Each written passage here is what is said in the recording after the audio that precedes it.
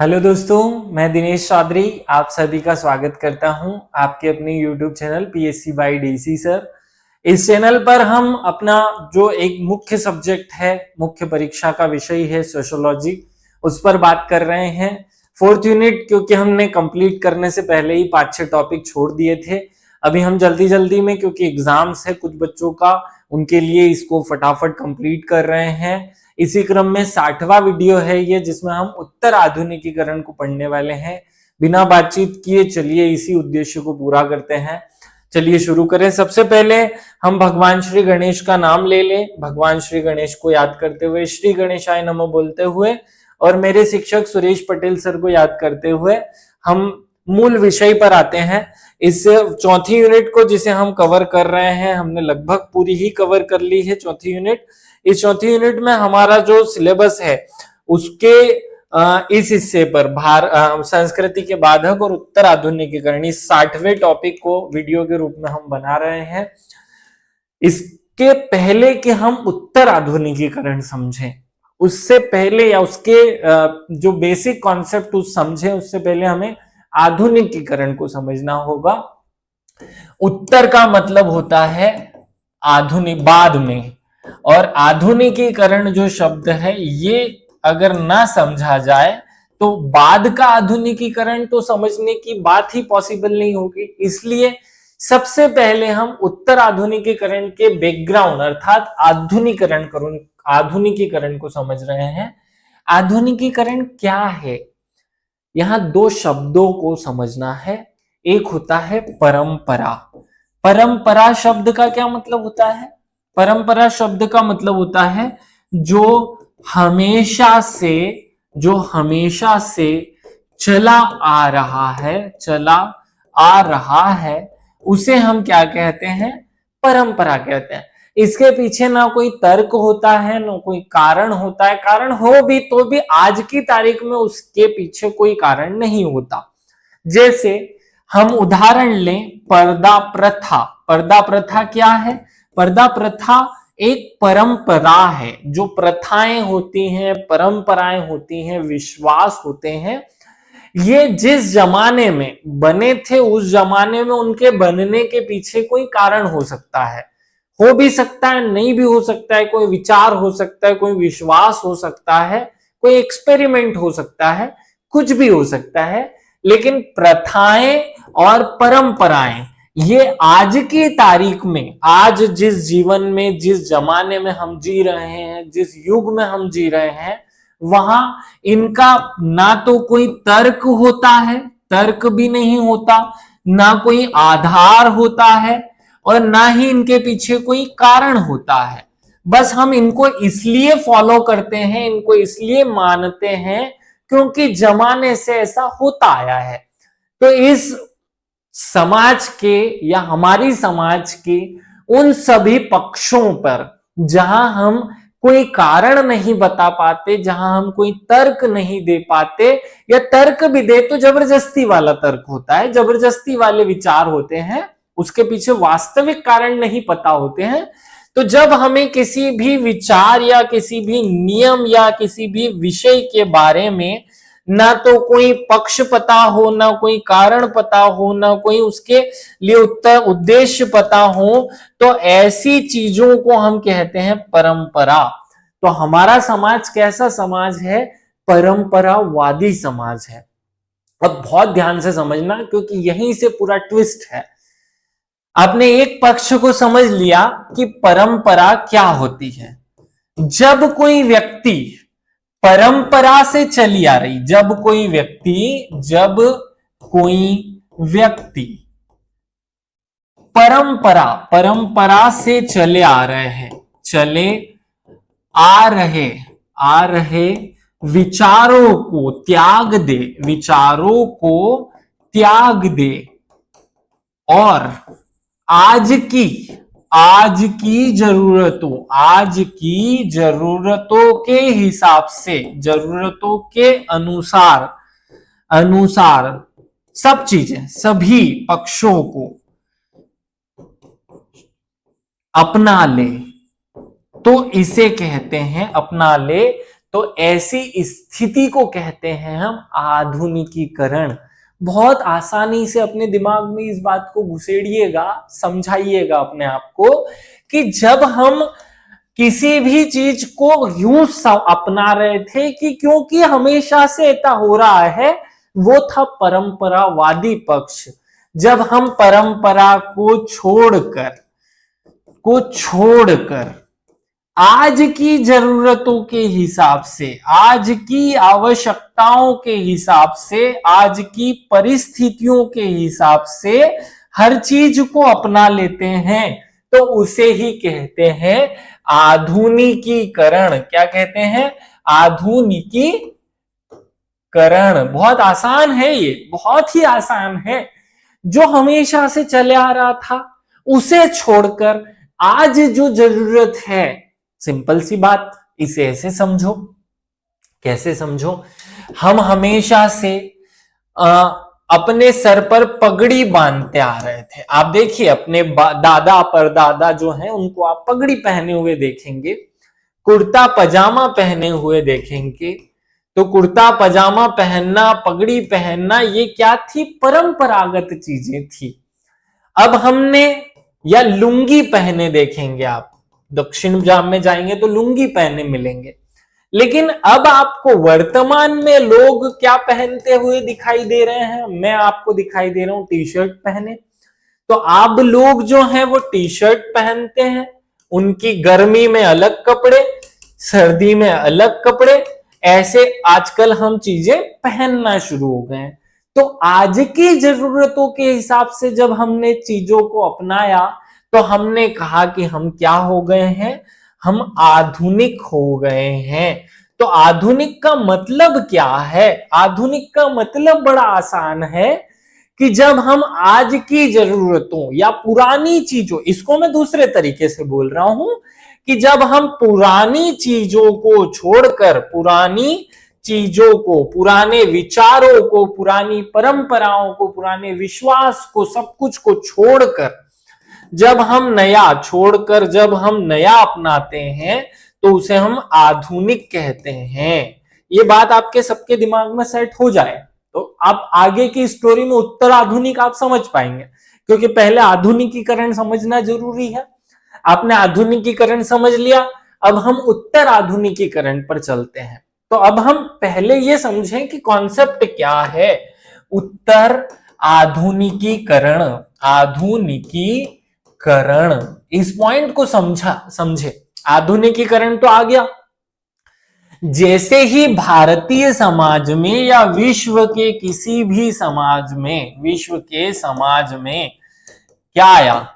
आधुनिकीकरण आया। तो आधुनिकीकरण आने के 150 साल बाद फिर जरूरत महसूस हुई कि इसे भी बदला जाए, फिर नया कुछ आए, क्योंकि एक ही तो गीता में नियम बताया गया कि परिवर्तन जो है वो संसार का नियम है। ये बात हमारे दिमाग में सेट है कि भैया इस दुनिया में कुछ भी परमानेंट नहीं है। मैं आया हूं तो मुझे भी जाना है, कोई और आया है तो उसे भी जाना है। हर चीज, जैसे दिन के बाद रात, रात के बाद दिन, जैसे सर्दी के बाद गर्मी, गर्मी के बाद बरसात आते हैं, उसी तरीके से सब कुछ बदलना है। तो जैसे कि हमारा राजतंत्र था, आज से हम 100, 200, 400 साल पहले देखें तो राजतंत्र था। फिर राजतंत्र के बाद राजतंत्र समाप्त हुआ तो अंग्रेजी तंत्र या औपनिवेशिक तंत्र आया, उपनिवेश आया भारत में।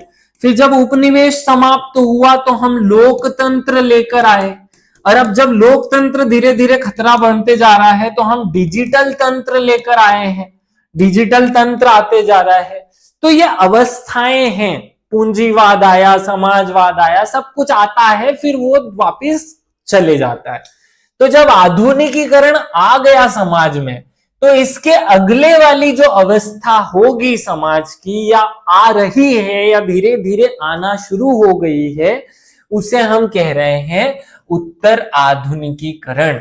तो सिंपल, उत्तर आधुनिकीकरण की डेफिनेशन क्या होगी? जब समाज में आधुनिक तत्व पर्याप्त मात्रा में आ चुके होंगे तो समाज के विकास की अगली अवस्था या संस्कृति के विकास की अगली अवस्था उत्तर आधुनिकीकरण कहलाती है, जिसमें आधुनिक तत्व में जो जो चीजें खराब हैं, जो जो चीजें हमने गलत अपना ली हैं, उनको हम कम करते हुए नई चीजों को अपनाते हैं। बड़ी सिंपल सी बात थी। अब आधुनिक जो जमाना आया उसमें हमने क्या क्या गलत चीजों को अपना लिया, उत्तर आधुनिक क्यों आ रहा है, या क्या क्या गलत चीजें आ गई समाज में। यंत्रीकरण आया था आधुनिक के साथ में। जब हम परंपरागत थे तो बेल की मदद से और इंसान की मदद से हम खेत में बोवाई कटाई करते थे। जब आधुनिकीकरण आया तो हम यंत्रीकरण लेकर आए, मशीनों के माध्यम से काम करना। क्या करके? मशीनों के माध्यम से काम करना शुरू किया हमने। तो अब मशीनों से काम करना क्या बंद कर देंगे? नहीं, मशीनों से काम तो करेंगे, लेकिन मशीनों से हमारे पर्यावरण को हमने खूब हानि पहुंचा दी। पर्यावरण बहुत ज्यादा विकृत हो चुका। तो अब इस विकृति को समाप्त करने के लिए नए टाइप की मशीनें लेकर आएंगे, जो कि आधुनिक तो होगी लेकिन वो पर्यावरण को नुकसान नहीं पहुंचाएगी। बड़ी आसानी से समझो, पहले हमने पेट्रोल और डीजल के दम पर बहुत सारे कारखाने चलाए और उससे बहुत सारा प्रदूषण किया। अब हम धीरे धीरे क्या कर रहे हैं? सोलर पैनल्स का उपयोग, पवन ऊर्जा का उपयोग, या नाभिकीय ऊर्जा का उपयोग, या फिर फलानी ज्वारीय ऊर्जा का उपयोग करके इन सब को ला रहे हैं। और फिर चलाएंगे तो मशीन के बिना काम नहीं चलाना है, मशीन तो रहेगी, लेकिन मशीन के चलने, मशीन के काम करने के तरीके को हम बदल रहे हैं। इसी को हम कहेंगे उत्तर आधुनिकीकरण। क्या कहेंगे? उत्तर आधुनिकीकरण। बहुत आसानी से ये मशीन वाले भाग में समझ में आ गया। अब सामाजिक स्तर पर इसको समझो। सामाजिक स्तर पर कैसे? देखो, समाज में अनेक चीजें जब हम आधुनिक हुए तो हमने बहुत सारे गड़बड़ कर ली। कैसे गड़बड़ कर ली? समाज में जब आधुनिकता आई तो उपभोगितावाद आया। क्या आया? उपभोक्तावाद। दिखावा आ गया, दिखावे की दुनिया हो गई, उपभोक्तावाद आ गया, नैतिक मूल्य समाप्त होने लगे। तो हमने अपनी जो पुरानी चीजें थी बिल्कुल छोड़ दी, सब नया आ गया, लेकिन गलतियां कुछ आ गई, कुछ समस्याएं आ गई। उपभोक्तावाद आ गया, दिखावे की दुनिया या दिखावे की दुनिया जो है वो होने लगी या हो गई, नैतिक मूल्यों का ह्रास हो गया। अब ये समस्याएं हैं इस जमाने में, आधुनिक जमाने में। तो उत्तर आधुनिक जमाना क्या कहता है? उत्तर आधुनिक स्थिति क्या है? जब हम इन चीजों को, उपभोक्तावाद को समाप्त करने लगे, दिखावे की फैशन को समाप्त करने लगे, नैतिक मूल्यों में बढ़ावा होने लगा, तो ऐसी अवस्था को समाज शास्त्रियों ने कह दिया उत्तर आधुनिक। बहुत कॉन्सेप्ट को क्लियर कर लो। अब हम उत्तर आधुनिक की जो बेसिक चीजें हैं उनको समझते हैं। बहुत ध्यान से एक बात याद रखना, उत्तर आधुनिकवाद एक सांस्कृतिक अवधारणा है। कैसी अवधारणा है? सांस्कृतिक, जिसमें हम अपनी संस्कृति को बदलेंगे। और संस्कृति में क्या है? विचार, विश्वास, परंपरा और मनुष्य द्वारा बनाया गया सब कुछ उसकी संस्कृति होती है। तो जब हम संस्कृति में कुछ परिवर्तन करते हैं उसे उत्तराधुनिकवाद कहेंगे। उत्तर आधुनिकीकरण, करण क्यों लिखा है? क्योंकि ये एक प्रक्रिया को शो करता है। अभी भी आधुनिकीकरण पूरा नहीं हो पाया, लेकिन धीरे धीरे कहीं ना कहीं से उत्तर आधुनिकीकरण शुरू हो चुका है। तो उत्तर आधुनिकीकरण को आधुनिक प्रकरण के विकल्प के तौर पर देखा जा सकता है। सर्वप्रथम अर्नोल्ड टॉयनबी, क्या नाम है इन व्यक्ति का? अर्नोल्ड टॉयनबी जो है, टॉयनबी, इन्होंने अपनी पुस्तक पोस्ट मॉडर्न कंडीशन, ये शब्द याद रखना, 2-2 नंबर में, 3-3 नंबर में ऐसे प्रश्न पूछे गए हैं, पूछे जा सकते हैं, आपको 2 नंबर में ऐसे आएंगे। तो इनकी किताब का नाम पोस्ट मॉडर्न कंडीशंस में उत्तर आधुनिकता की अवधारणा का प्रयोग किया। समाज वैज्ञानिकों का मानना है कि समाज उत्तर आधुनिकीकरण प्रक्रिया में दाखिल हो चुका है, प्रवेश कर चुका है। बहुत ध्यान से इस बात को याद रख लो कि अभी आया नहीं है, आएगा धीरे धीरे, लेकिन शुरुआत हो चुकी है। और आगे बढ़ते हैं, इसी पॉइंट को और अच्छे से क्लियर कर लेते हैं। आधुनिकीकरण में करण के 20वीं शताब्दी के प्रथम भाग, मतलब 1950 तक तो हमने हर चीज को मशीन से करना शुरू कर दिया। खैर भारत थोड़ा पिछड़ा हुआ था, तो भारत में 2000 तक का टाइम लगा, लेकिन उसके बाद हमने उसमें जो चेंज किया वो उत्तर आधुनिकीकरण है। प्रथम भाग में आधुनिक तकनीकों का विकास हुआ और दुनिया को एक आधुनिक आकार मिला और दुनिया आधुनिक हो गई।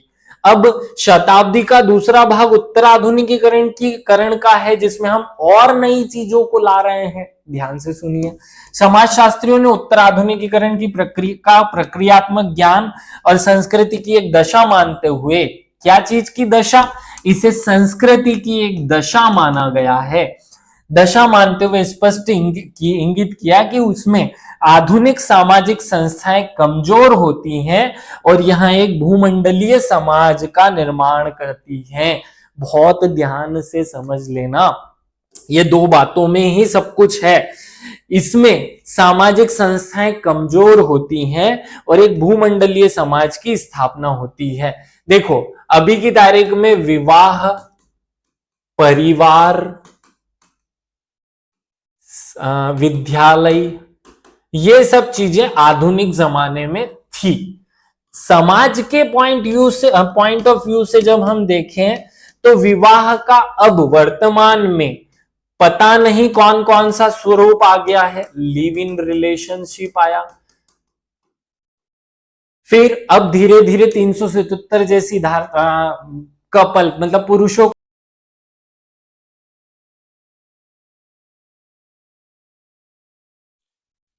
हम देखें कि हमारा जो पुराना समाज था या आज का जो आधुनिक समाज था, उसमें हमने देखा कि परिवार एक रोल निभाता था, विवाह एक विशेष संस्था थी, विद्यालय एक विशेष संस्था थी।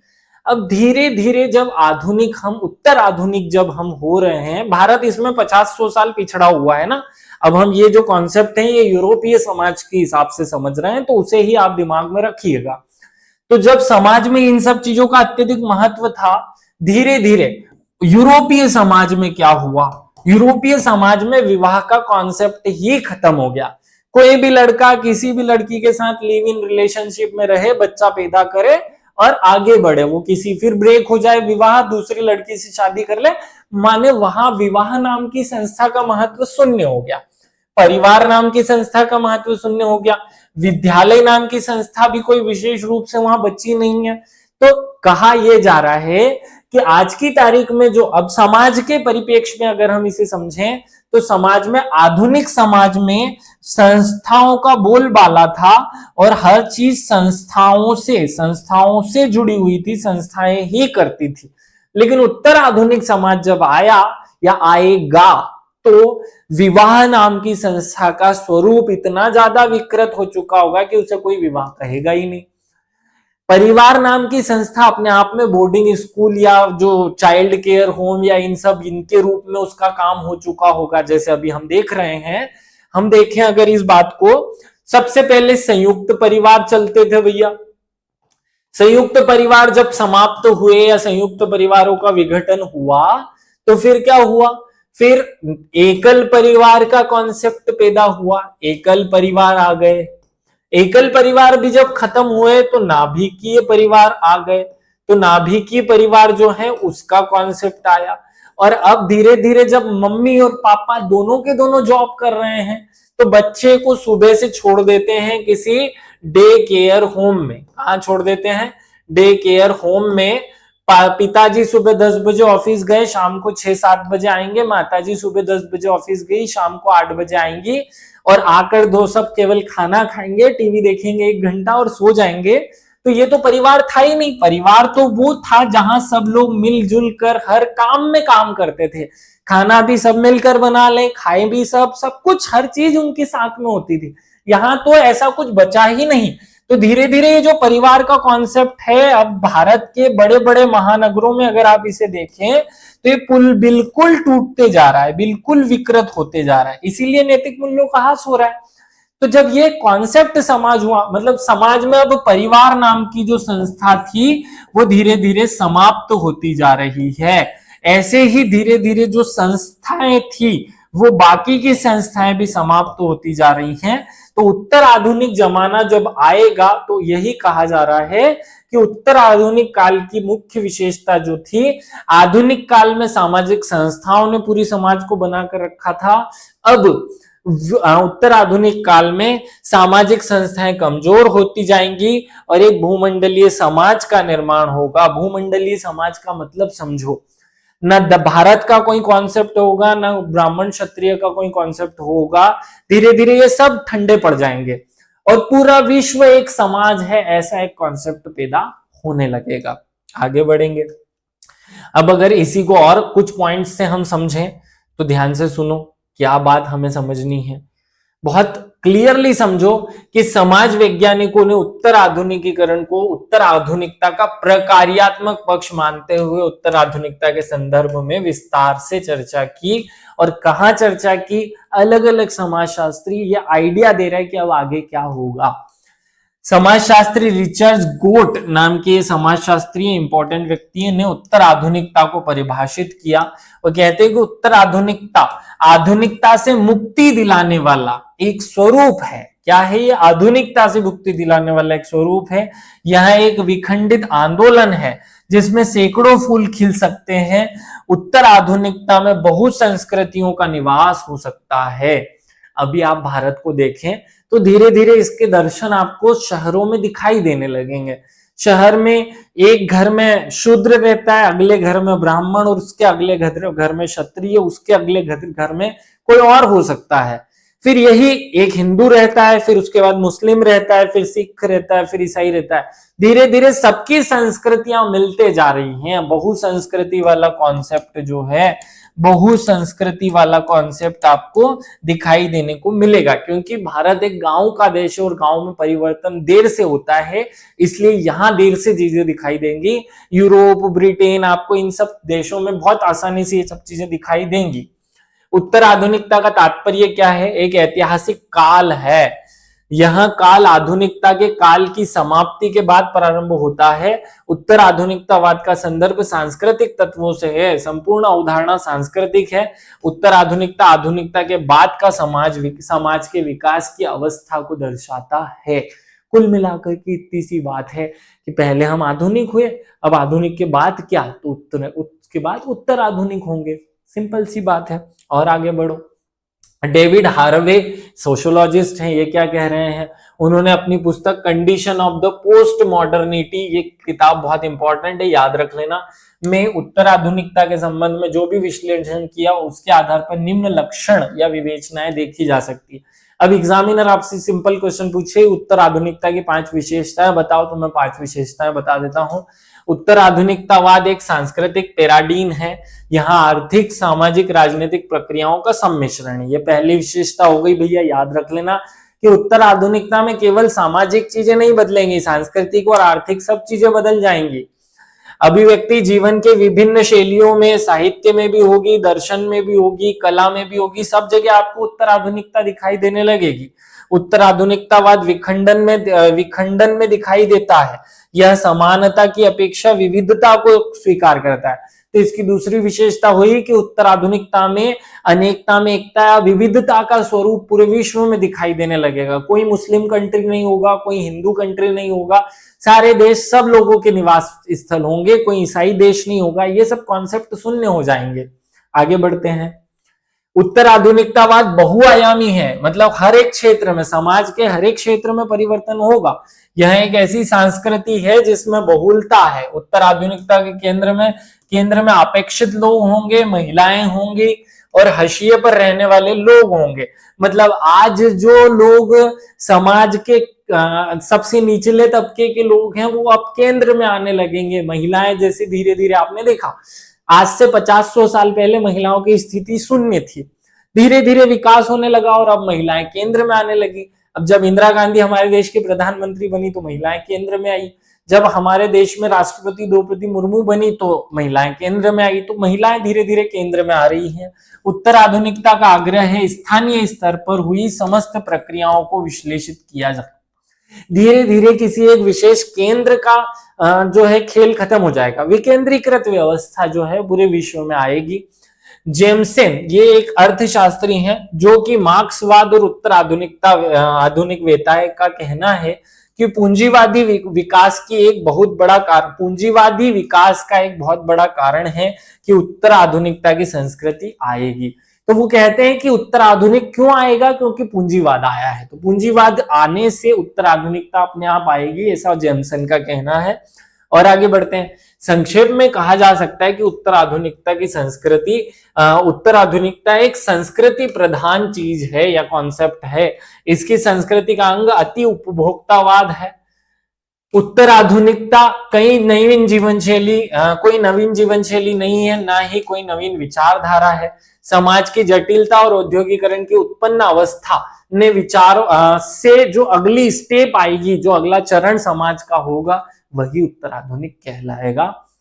उत्तर आधुनिकतावादियों मतलब समाज शास्त्रियों का मानना है कि पर्यावरण की विकट स्थिति आधुनिक समाज की देन है। अब देखो, हमने अब भी कहा आपको कि आधुनिक समाज ने अपने आप को यंत्रीकृत बनाने के लिए पर्यावरण की ऐसी तैसी की, और जब पर्यावरण को खूब हमने निचोड़ लिया तो पर्यावरण को सुधारना भी हमें ही है। इससे जो नवीन व्यवस्था आ रही है उसे ही उत्तर आधुनिक कहा जाएगा। मेक क्वीन ये एक समाज शास्त्रीय का कहना है कि आधुनिक समाज ने प्रकृति का ही अंत कर दिया।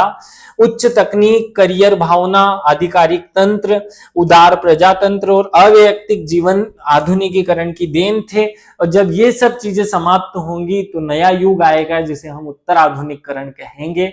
बड़ी सिंपल सी बात है। और आगे बढ़ते हैं। सत्य तो यह है कि आधुनिकीकरण ने मनुष्य जीवन को यंत्रीकरण कर दिया, मतलब हमारी हर चीज मशीन से चलने लगी। अब हम हर काम मशीन से करने लगे, मोबाइल हाथ में आ गया और वो छूट ही नहीं रहा है। तो वह क्या पहनेगा, कैसा अभिवादन करेगा, यहां तक कि क्या पढ़ेगा, उसके जीवन को पीड़ादायक बना दिया है इन आधुनिक चीजों ने। तो अब मनुष्य इन चीजों से छूटने की कोशिश करेगा, भागने की कोशिश करेगा। आधुनिकता के अकादमिक अनुशासन, नियमबद्ध जीवन पद्धति को तोड़ने का प्रयास ही उत्तर आधुनिकीकरण है। बहुत सिंपल है, ये समझ में आ जाएगा, पढ़ लेना एक बार, रीड करना बस। सरल शब्दों में कहा जा सकता है कि उत्तर आधुनिकता को सभी समाजशास्त्रियों ने स्वीकार किया है, लेकिन समकालीन, याद रखना, समाजशास्त्री जो कि प्रकार्यवादी और मार्क्सवादी हैं, वे इस कॉन्सेप्ट को नहीं स्वीकार करते। जो मार्क्सवादी लोग हैं वो कहते हैं कि बस अब अगली स्टेप साम्यवाद आएगा भैया। जो पूंजीवादी लोग हैं वो कहते हैं कि अगली स्टेप साम्यवाद आएगा भैया। जो प्रकार्यात्मकवादी हैं वो भी कहते हैं कि अगला स्टेप पूंजीवाद के बाद साम्यवाद आएगा, लेकिन उससे पहले उत्तर आधुनिकीकरण की अवस्था भी समाज को देखने को मिलेगी, ऐसा समाजशास्त्रियों का मत है। अब क्योंकि ये कॉन्सेप्ट अभी सब जगह किताबों में पूर्ण रूप नहीं ले पाया है, इस कारण अभी ये एक प्रक्रिया है, आएगी, आई नहीं है, तो इसके बारे में सब कुछ नहीं पढ़ाया जा सकता। जैसे केलिनिकोस ने अपनी पुस्तक अगेंस्ट पोस्ट मेडिसिटी इन माइक्रोसिस्ट ये एक विचार दिया, मैं यह बताने की चेष्टा की कि उत्तर आधुनिकता और कुछ न होकर केवल यह बताती है कि समाज में कुछ सफेद पोश लोग अत्यधिक उपभोग करते हैं, और इस अर्थ में यह अवधारणा एक पूंजीवादी अवधारणा जो है वो बन जाएगी। सारतः समाजशास्त्र के एक विषय के रूप में अब तक की यात्रा इस पड़ाव पर उत्तर आधुनिकता के संबंध में कोई निर्णायक समीक्षा नहीं देती, इसलिए इस विषय को केवल इस रूप में पढ़ा जाना चाहिए कि ऐसा होगा, अभी होगा ही, ये एक मतलब विल फॉर्मेट में है, हो रहा है के रूप में धीरे धीरे इसकी वृद्धि होगी। और जैसे ही अगले 150 वर्षों में उत्तराधुनिकीकरण आने लगेगा, तब इसके बारे में बाकी सब चीजें समाजशास्त्रियों द्वारा बताई जाएंगी कि इसके कौन कौन से पक्ष होंगे, इसकी क्या क्या महत्व होगा, इसका क्या क्या परिवर्तन होगा, ये सब कुछ धीरे धीरे अभी कॉन्सेप्ट के रूप में हमें केवल इसको पढ़ना है। इन शॉर्ट मैं आपको बताऊं कि हमें उत्तर आधुनिकता जो है, उत्तर आधुनिक, ये केवल इस रूप में पढ़ना है कि आगे भविष्य में हमें ऐसी चीजें, आगे भविष्य में ऐसी एक अवस्था समाज की हमें दिखाई देगी। लेकिन क्योंकि वर्तमान में इसकी बहुत सारी चीजें क्लियर नहीं है, इसलिए इस विषय में ज्यादा नहीं पढ़ना है। एग्जाम में भी इसके बारे में केवल कुछ छोटे मोटे प्रश्न आ सकते हैं। उम्मीद है मैं आप सब लोगों को ये टॉपिक समझा पाया हूंगा। सभी से विशेष रूप से आग्रह है कि फटाफट इसको कंप्लीट कर ले। जो लोग आंसर राइटिंग करना चाह रहे हैं वो इसे स्पेशली एक मैसेज करके बताए, भाई मैं एक स्पेशल क्लास अरेंज करूं। इस एग्जाम के 5-6 दिन बचे हुए हैं, हम 1-2 घंटे की एक स्पेशल प्रैक्टिस 3 नंबर या 2 नंबर वाले क्वेश्चन, 7 नंबर वाले क्वेश्चन को कैसे लिखना है पर कर लें। सभी को विशेष रूप से धन्यवाद। जय हिंद, जय भारत, भारत माता की जय।